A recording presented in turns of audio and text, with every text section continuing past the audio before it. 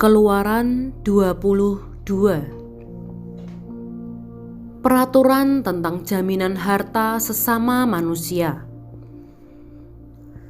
Apabila seseorang mencuri seekor lembu atau seekor domba dan membantainya atau menjualnya, maka ia harus membayar gantinya, yakni 5 ekor lembu ganti lembu itu dan 4 ekor domba ganti domba itu. Jika seorang pencuri kedapatan waktu membongkar dan ia dipukul orang sehingga mati, maka si pemukul tidak berhutang darah. Tetapi jika pembunuhan itu terjadi setelah matahari terbit, maka ia berhutang darah. Pencuri itu harus membayar ganti kerugian sepenuhnya. Jika ia orang yang tak punya, ia harus dijual ganti apa yang dicurinya itu. Jika yang dicurinya itu masih terdapat padanya dalam keadaan hidup, baik lembu, keledai, atau domba, maka ia harus membayar ganti kerugian 2 kali lipat. Apabila seseorang menggembalakan ternaknya di ladangnya atau di kebun anggurnya dan ternak itu dibiarkannya berjalan lepas sehingga makan habis ladang orang lain,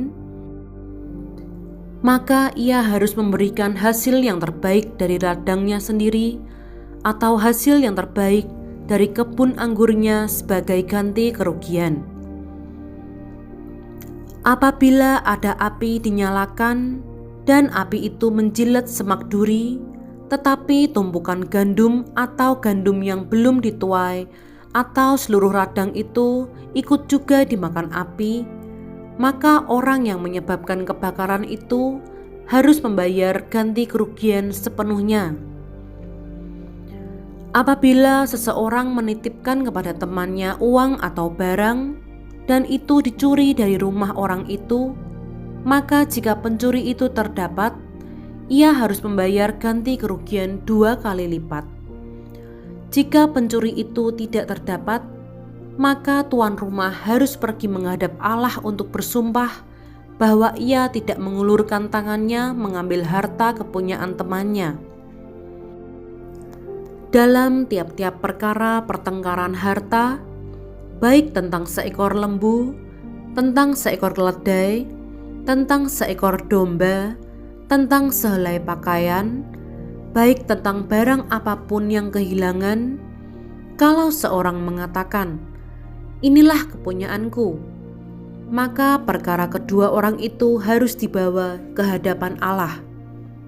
Siapa yang dipersalahkan oleh Allah haruslah membayar kepada temannya ganti kerugian 2 kali lipat.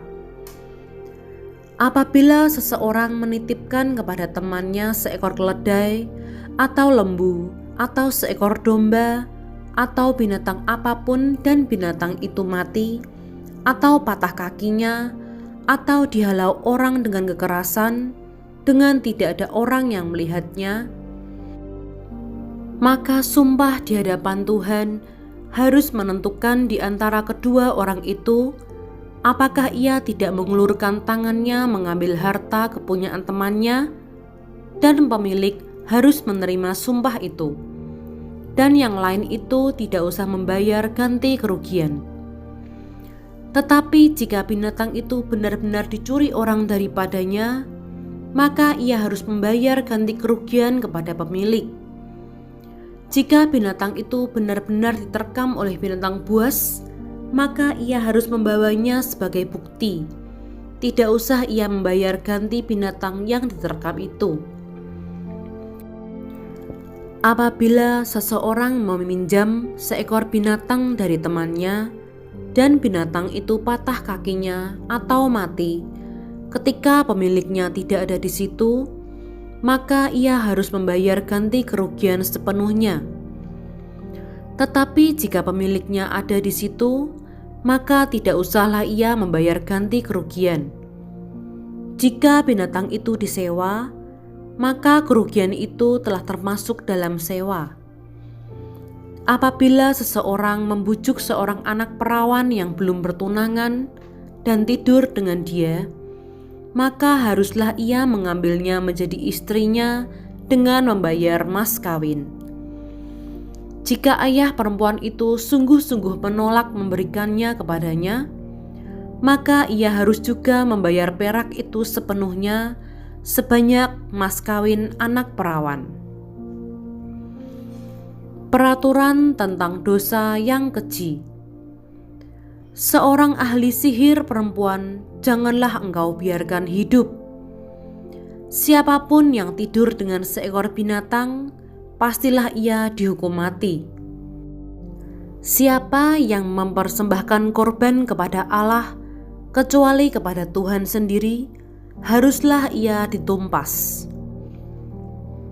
Peraturan tentang orang-orang yang tidak mampu. Janganlah kau tindas atau kau tekan seorang orang asing, sebab kamu pun dahulu adalah orang asing di tanah Mesir.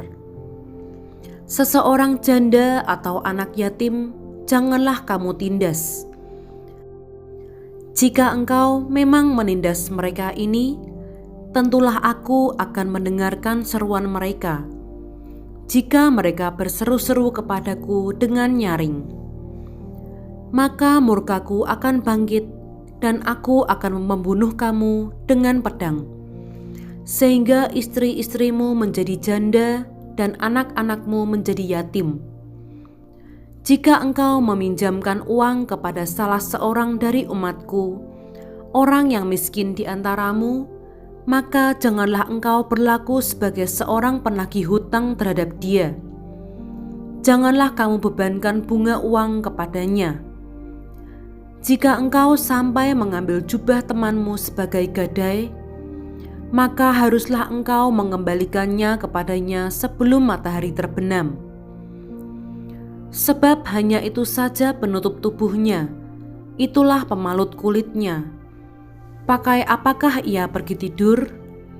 Maka apabila ia berseru-seru kepadaku, aku akan mendengarkannya, sebab aku ini pengasih. Berbagai-bagai peraturan. Janganlah engkau mengutuki Allah, dan janganlah engkau menyumpahi seorang pemuka di tengah-tengah bangsamu. Janganlah lalai mempersembahkan hasil gandummu dan hasil anggurmu. Yang sulung dari anak-anakmu lelaki haruslah kau persembahkan kepadaku. Demikian juga harus kau perbuat dengan lembu sapimu dan dengan kambing dombamu. 7 hari lamanya anak-anak binatang itu harus tinggal pada induknya. Tetapi pada hari yang ke-8, haruslah kau persembahkan binatang-binatang itu kepadaku. Haruslah kamu menjadi orang-orang kudus bagiku. Daging ternak yang diterkam di padang oleh binatang buas, janganlah kamu makan. Tetapi haruslah kamu lemparkan kepada anjing.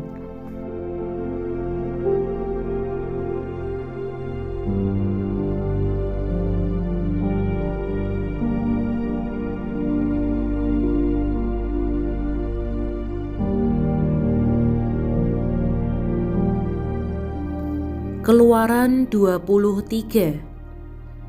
Peraturan tentang hak-hak manusia. Janganlah engkau menyebarkan kabar bohong. Janganlah engkau membantu orang yang bersalah dengan menjadi saksi yang tidak benar. Janganlah engkau turut-turut kebanyakan orang melakukan kejahatan, dan dalam memberikan kesaksian mengenai sesuatu perkara, janganlah engkau turut-turut kebanyakan orang membelokkan hukum. Juga janganlah memihak kepada orang miskin dalam perkaranya. Apabila engkau melihat lembu musuhmu atau keledainya yang sesat, maka segeralah kau kembalikan binatang itu. Apabila engkau melihat rebah keledai musuhmu karena berat bebannya, maka janganlah engkau enggan menolongnya. Haruslah engkau rela menolong dia dengan membongkar muatan keledainya. Janganlah engkau memperkosa hak orang miskin di antaramu dalam perkaranya. Haruslah kau jauhkan dirimu dari perkara dusta. Orang yang tidak bersalah dan orang yang benar tidak boleh kau bunuh. Sebab aku tidak akan membenarkan orang yang bersalah.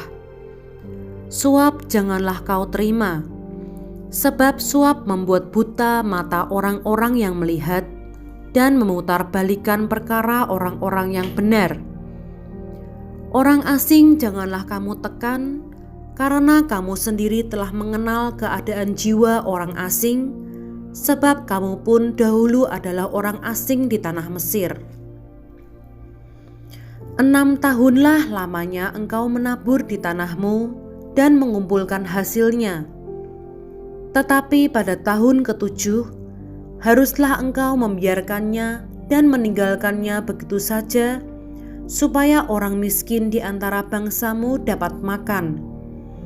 Dan apa yang ditinggalkan mereka haruslah dibiarkan dimakan binatang hutan. Demikian juga kau lakukan dengan kebun anggurmu dan kebun zaitunmu. 6 harilah lamanya engkau melakukan pekerjaanmu. Tetapi pada hari ke-7 haruslah engkau berhenti, supaya lembu dan keledaimu tidak bekerja, dan supaya anak budakmu perempuan dan orang asing melepaskan lelah. Dalam segala hal yang kufirmankan kepadamu, haruslah kamu berawas-awas. Nama Allah lain janganlah kamu panggil. Janganlah nama itu kedengaran dari mulutmu. Peraturan tentang kebaktian dan hari-hari raya. 3 kali setahun haruslah engkau mengadakan perayaan bagiku. Hari raya roti tidak beragi haruslah kau pelihara. 7 hari lamanya engkau harus makan roti yang tidak beragi, seperti yang telah kuperintahkan kepadamu pada waktu yang ditetapkan dalam bulan Abib, sebab dalam bulan itulah engkau keluar dari Mesir. Tetapi janganlah orang menghadap ke hadiratku dengan tangan hampa. Kau peliharalah juga hari raya menuai, yakni menuai buah bungaran dari hasil usahamu menabur di ladang. Demikian juga hari raya pengumpulan hasil pada akhir tahun. Apabila engkau mengumpulkan hasil usahamu dari ladang. 3 kali setahun, semua orangmu yang laki-laki harus menghadap ke hadirat Tuhanmu. Tuhan, janganlah kau persembahkan darah korban sembelihan yang kepadaku beserta sesuatu yang beragi, dan janganlah lemak korban hari rayaku bermalam sampai pagi.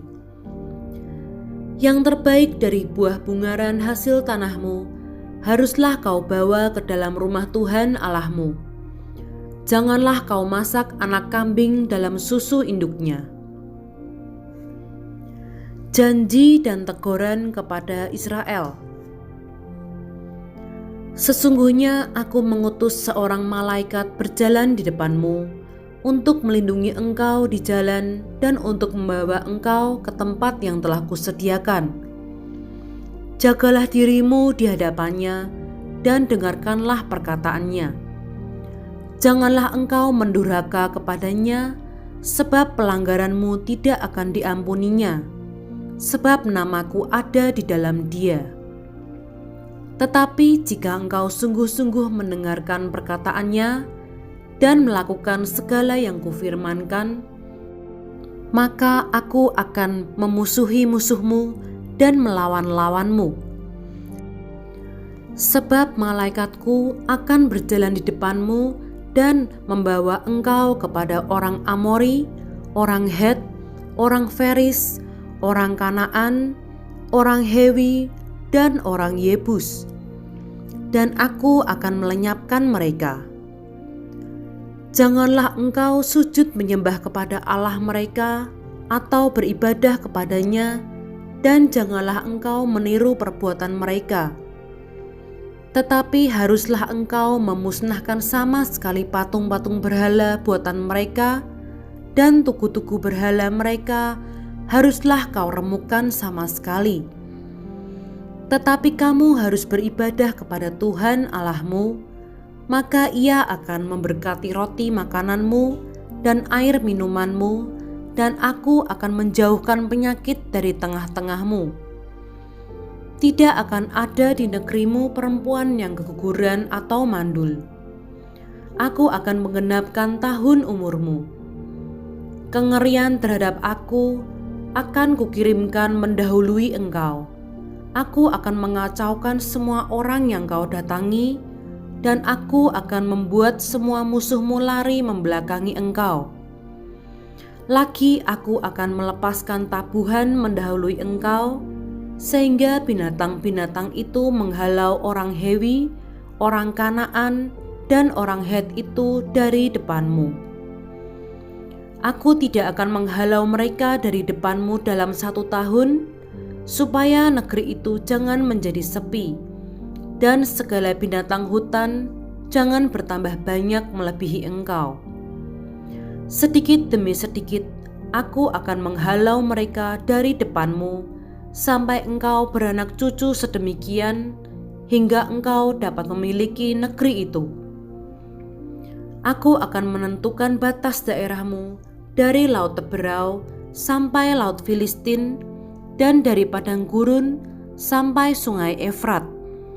Sebab Aku akan menyerahkan penduduk negeri itu ke dalam tanganmu, sehingga engkau menghalau mereka dari depanmu.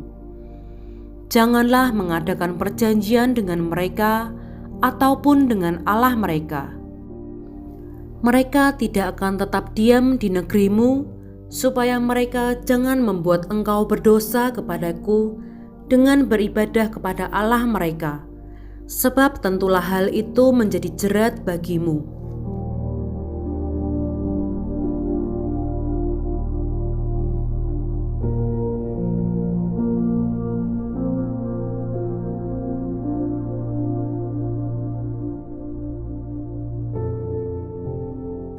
Keluaran 24.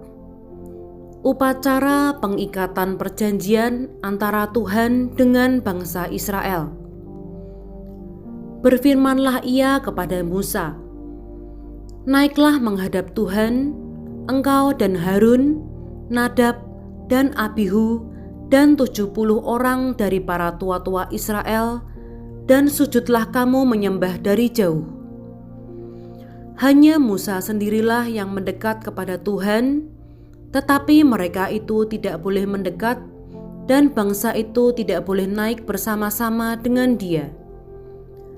Lalu datanglah Musa dan memberitahukan kepada bangsa itu segala firman Tuhan dan segala peraturan itu, maka seluruh bangsa itu menjawab serentak, "Segala firman yang telah diucapkan Tuhan itu akan kami lakukan." Lalu Musa menuliskan segala firman Tuhan itu. Keesokan harinya, pagi-pagi didirikannyalah mezbah di kaki gunung itu, dengan 12 tugu sesuai dengan ke-12 suku Israel. Kemudian disuruhnyalah orang-orang muda dari bangsa Israel, maka mereka mempersembahkan korban bakaran dan menyembelih lembu-lembu jantan sebagai korban keselamatan kepada Tuhan. Sesudah itu Musa mengambil sebagian dari darah itu, lalu ditaruhnya ke dalam pasu, sebagian lagi dari darah itu disiramkannya pada mezbah itu. Diambilnyalah kitab perjanjian itu, lalu dibacakannya dengan didengar oleh bangsa itu, dan mereka berkata, "Segala firman Tuhan akan kami lakukan dan akan kami dengarkan." Kemudian Musa mengambil darah itu dan menyiramkannya pada bangsa itu serta berkata, "Inilah darah perjanjian yang diadakan Tuhan dengan kamu berdasarkan segala firman ini." Dan naiklah Musa dengan Harun, Nadab, dan Abihu, dan 70 orang dari para tua-tua Israel.